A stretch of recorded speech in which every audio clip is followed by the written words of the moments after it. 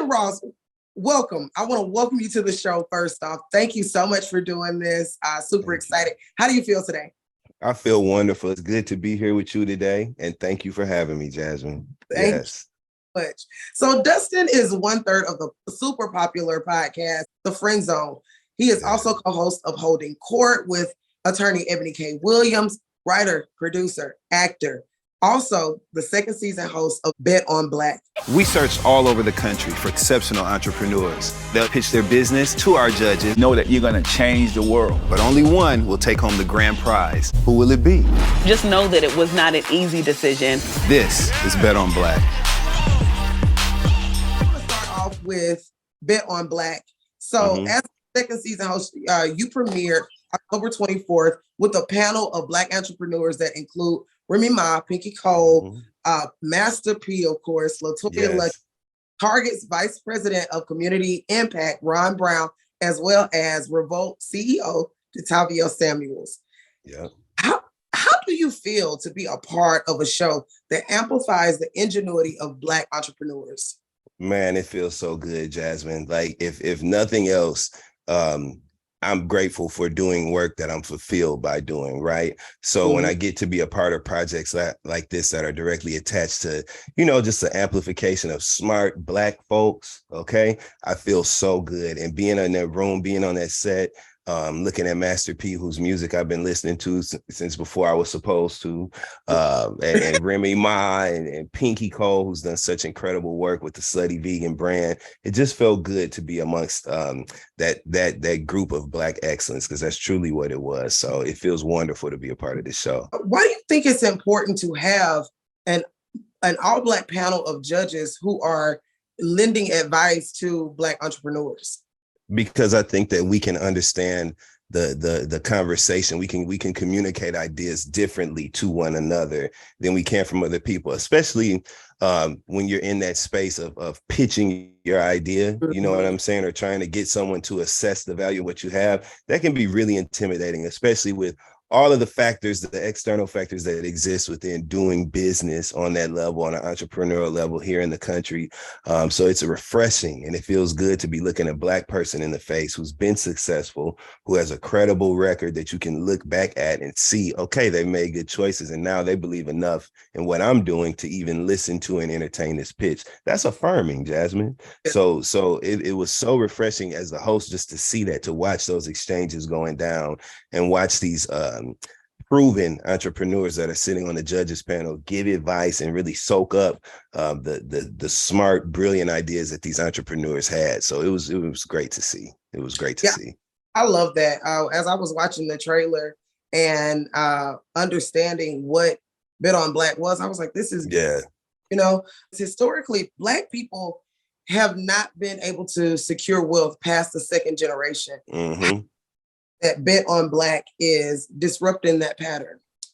First of all, it's on television, right? And so all of these eyes are going to be on these really great ideas that these Black entrepreneurs have. And although they're facing a judges panel of Pinky Cole and Remy Ma, Master P, LeToya Luckett, Detavio, and Ron Brown, there are a lot of other eyes that'll be on these projects and products, and that'll amplify it in ways that we can't even assess yet, because we don't know who's watching, but we know someone is.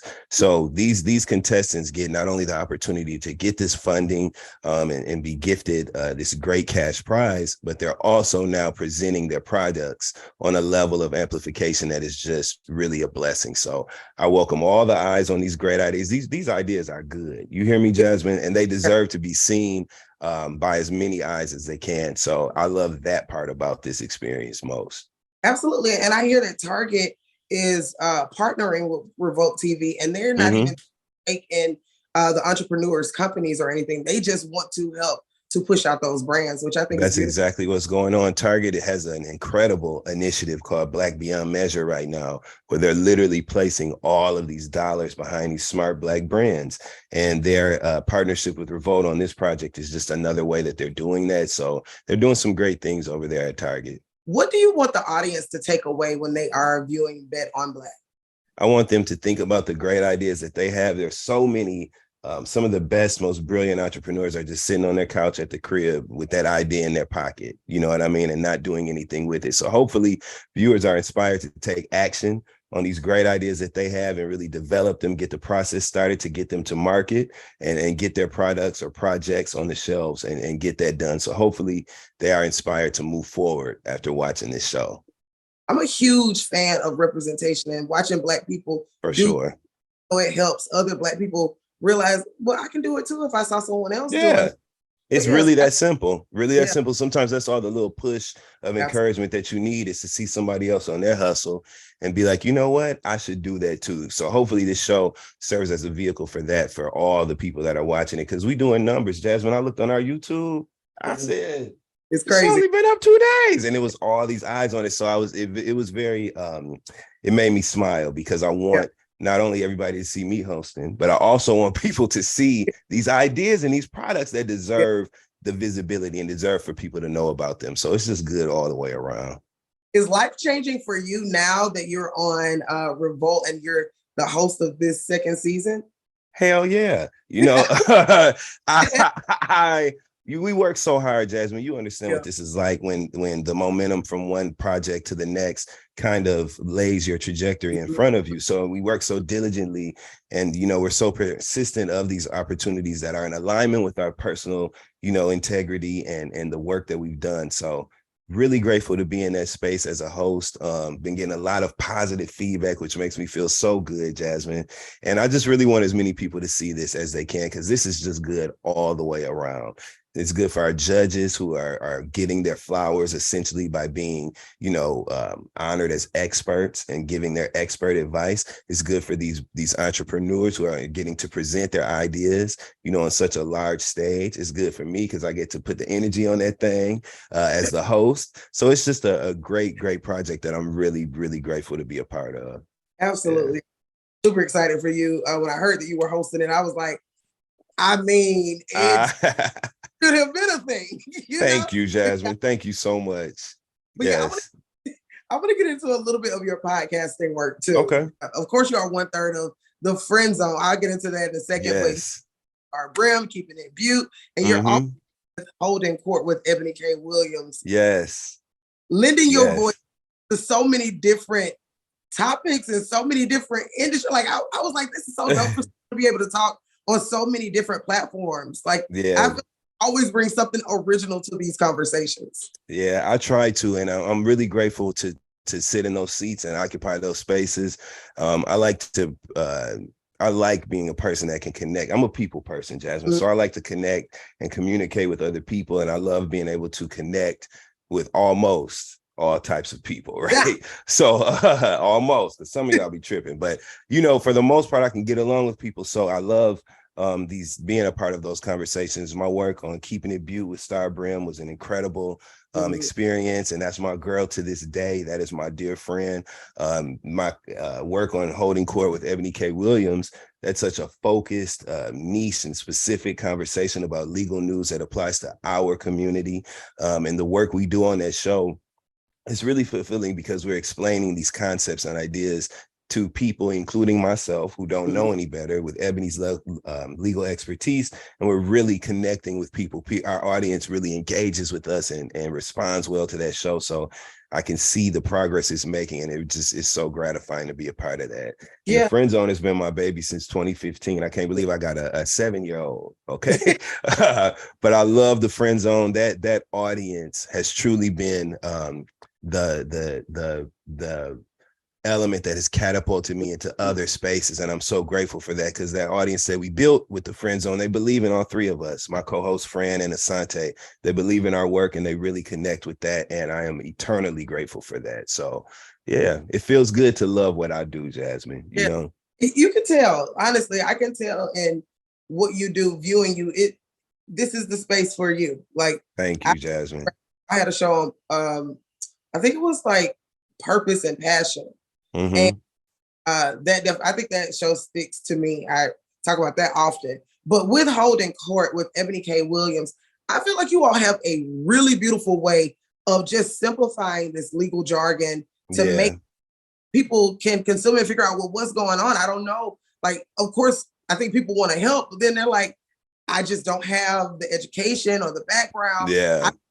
And I feel like you all simplify it so people can get involved, even if they don't know all of these huge legal terms. Why are you so interested in social justice? Because I live my life as a Black man in America today, and I recognize the need for our community to be empowered with information and for information to become a tool, a useful tool for us. The only way we can do that is by talking, exchanging conversation and exchanging ideas. There's a lot of gatekeeping that goes on when it comes to like legal news and legalese, right? There's things that I feel certain powers that be simply just don't want us to know. And so having firsthand access to a resource as powerful as Eboni K. Williams, okay, is such a blessing. And to be able to present that conversation to our audience, it's just so gratifying, you know what I mean? And it feels good to be of service in that way. That is a show and a job that I approach with so much humility, because I'm learning as well as I'm sitting in that chair. And it just feels good to be, like I said, to be able to be of service in that way to our community. It's critically important for us to have knowledge and be empowered with what is going on around us. This is the world that we live in. And so a lot of times people find themselves in the most peculiar situations because they just didn't know any better. So the fact that we're able to do that and kick that truth to our community, like I'm so blessed to be a part of that show, and I love it. I love it. What is it like working with Eboni K. Williams? The bomb, you know, I try to make, when I work on projects, I try to make it personal for me, right? Especially when I'm working with other people, because we have to both have a respect for the project and we have to have respect for each other. You can only build that type of relationship by actually building it.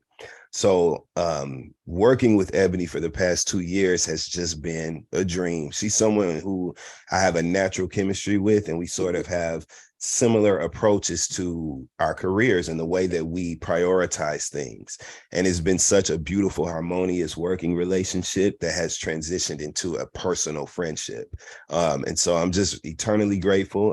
When she sent that email, and I'll never forget that day, I actually had a deal for my own television show on a network.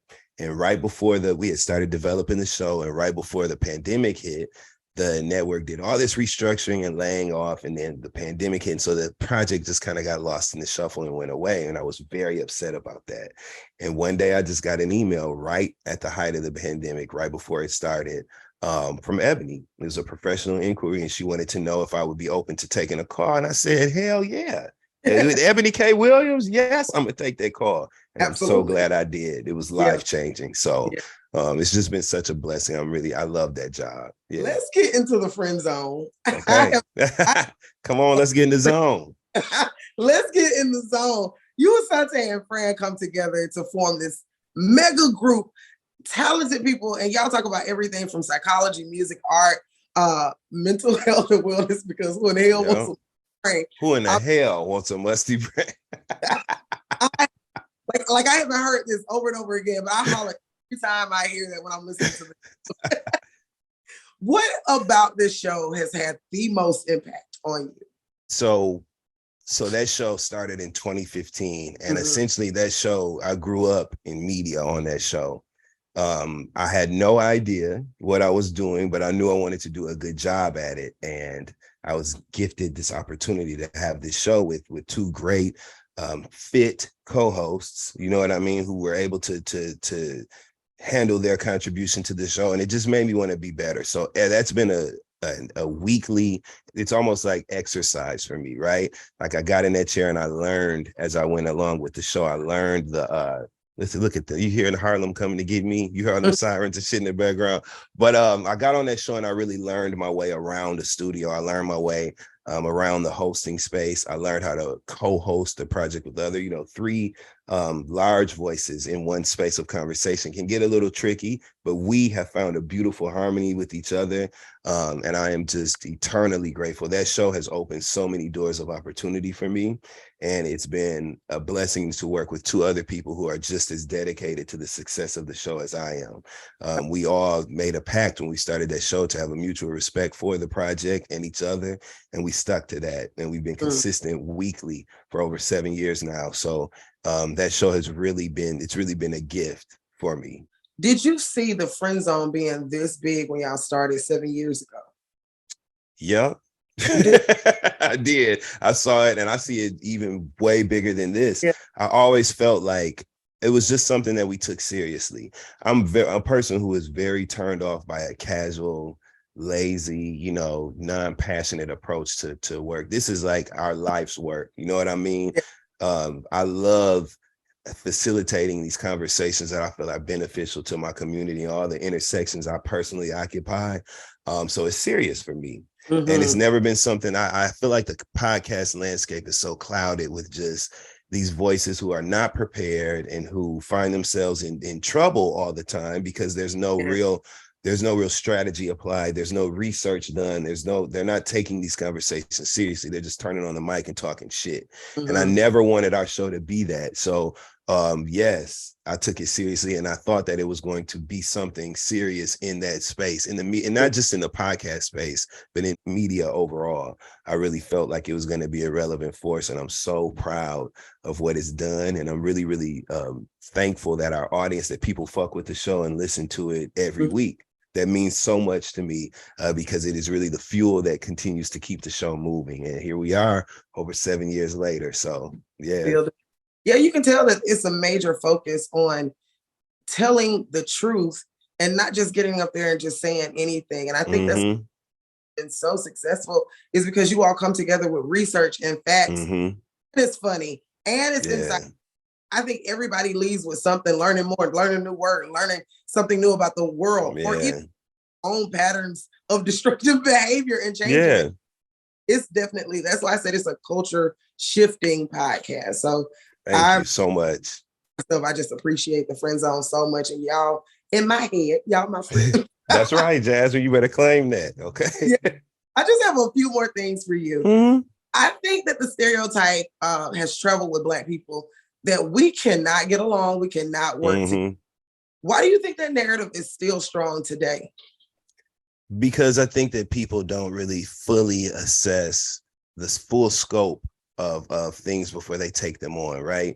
If you are going to move with the friend zone, for example, I knew from day one that we were going to have to really give a damn about working well together. It wasn't going to be something where we could be, I knew there was an element of selflessness that was required in order for this to be successful. And I believe my co-host did as well. And we've always had a mutual respect for each other when it came to producing the show, when it came to formatting the show and figuring out segments. And it constantly, you've listened to the show, Jasmine, so you know it's evolved as time has gone on. And we consistently are refreshing the show and adding to it or taking things away to just make sure it's at its best. And that sort of focus from all three of us, I think, has been something that has been critical to our success working well together. And it's been something I've been able to apply to other situations where I had to work with others in a close capacity like that. So it's just all about your focus and your approach going in. The way you start is definitely the way you finish. And when you really want something to be successful, you are willing to do the work to ensure that it is. And that work isn't often directly correlated to the project. There are a lot of other things that you have to consider to make it comfortable and make it something that feels safe for everybody that's involved. We're three very different people, and this is a show where we talk about our personal lives. So there is a general respect that we have for each other that kind of supersedes everything else related to the show. We don't, Fran is we never pressure each other to do anything that doesn't feel good or make sense. If it doesn't work for one of us, it doesn't work for all three of us. And that has been our rationale since day one. And I think that has been, I think that's contributed heavily to the success of us joining forces and working together in that way. So. It's definitely a beautiful union. Like I said, y'all just exude like we're family and we're helping each. It looks like what the definition of a team is. Absolutely. With everything that you have going on, the podcast, the TV shows, other things that you're doing, what does taking care of yourself look like? For me to be able to perform well, for me to be able to contribute sufficiently to the projects that I'm a part of, I have to feel good, Jasmine. And I'm a person who loves having fun. So I definitely have to schedule time for myself to just, connect with my friends, actually engage. I love social environments. I love parties. I love good restaurants. I love travel. I love Saks Fifth Avenue. It's a lot of things that I love. So, I find ways to kind of pour back into myself because I talk for a living and I have to exude a lot of energy, right, daily. And that can be taxing, and sometimes I'm not, life be life in. And sometimes, I'm dealing with my own personal things, but you always have to find a way to shift your focus to what is the priority. And I'm so grateful for over 7 years of work in that way because it's ninja training, essentially. You learn how to develop that professional muscle and make sure that you're also having some sort of work-life balance at the same time. One thing Dustin is going to do, Jasmine, is have a work-life balance. Okay, I'm definitely going to have the life section as well. So that is important to me, and I think it should be important to everybody, no matter what kind of work you do. Engineers, corporate executives, cosmetologists, everybody needs to take time to make sure that they're pouring back into themselves so you can be full and show present and show up fit for whatever the task is that you have at hand. Yeah. Agreed. So I'm going to have me a good time, Jasmine. Okay. The last two questions here. What is next for Dustin Ross? Expansion and growth. I really I prayed and set my intentions this year and followed through with the effort that it would take to just kind of expand into different arenas and different professional spaces that I hadn't occupied before. I've long spoken about my desire to host on TV, and it happened. You know what I mean? So more things like that, more new ways and new creative outlets for Dustin and Dustin Ross and the Dustin Ross energy, and just new ways that challenge me and introduce me to new audiences. So without being too specific, because the good shit we can't even really talk about yet, right? but just more expansion, more growth, and more gratitude from me, because I think a big part of ensuring that we have personal success is really recognizing and acknowledging the things that we have to show gratitude for. Mm-hmm. So just much more gratitude from me. I'm so grateful and thankful for these opportunities. I'm grateful to be sitting here in conversation with you, and just more expression of that moving forward. I think the world needs more people saying thank you for the good shit, because all we talk about is the bad stuff, Jasmine. We need people saying, not only is this good, but I'm grateful that it's good. And these are the specific things that I'm thankful for. So you're going to hear a lot of that from me. I love that. I want you to tell everybody where they can find you from your socials, to also where they can look at your shows and podcasts and everything like that. For sure. So right now, my newest baby is Bet on Black, which airs Monday nights at 9:30 Eastern time on Revolt. And it also streams the next day on YouTube and the Revolt app. So if you don't catch the airing on Monday nights, you can always catch it the next day, so you don't have no damn excuse. Okay, you better be watching. And then also on Wednesdays, you can find me on the podcasts, right? Everywhere podcasts are heard, you can hear The Friend Zone. It's a part of Loudspeakers Network. That's the gang. And I'm so happy that that show comes out every Wednesday and has an opportunity for me to connect with our audience and kind of continue to build that relationship, right? Holding Court with Eboni K. Williams. We're a part of Interval Presents over at Warner Music Group, a wonderful, supportive team and family we have over there. That show drops every Wednesday as well, everywhere that podcasts are heard. You can go back into the catalog and listen to older episodes of Keeping It Bute with Star Brim, as well as the Friend Zone and Holding Court.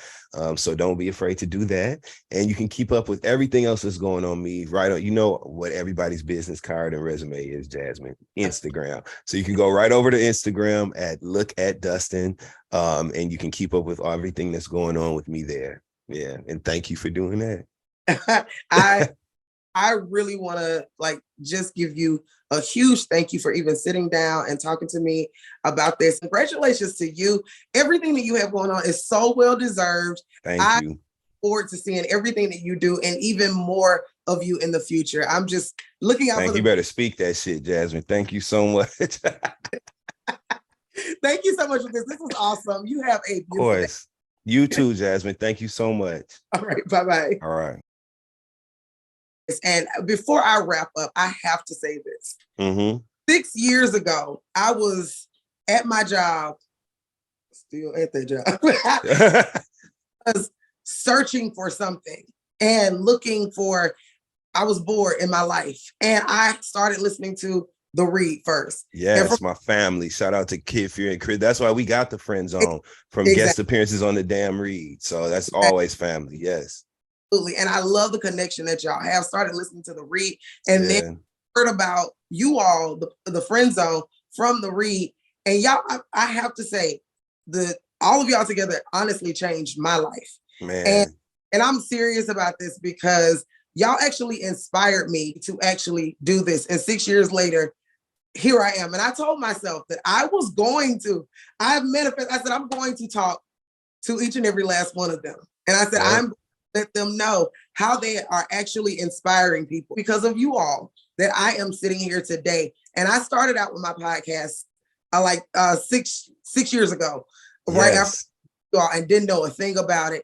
And here I am now doing what I do. I have a radio show, podcast, and other things too. And that's literally from listening to you all. This is why I feel like representation is so important. Hearing other people doing it lets you know that you can do it too. Yes, and you can do it. You're an incredible talent as host, Jasmine. It's been so wonderful and refreshing talking to you. So much continued success. And 6 years deep with your own show, that's something to really be proud of. So congratulations to you, Jasmine.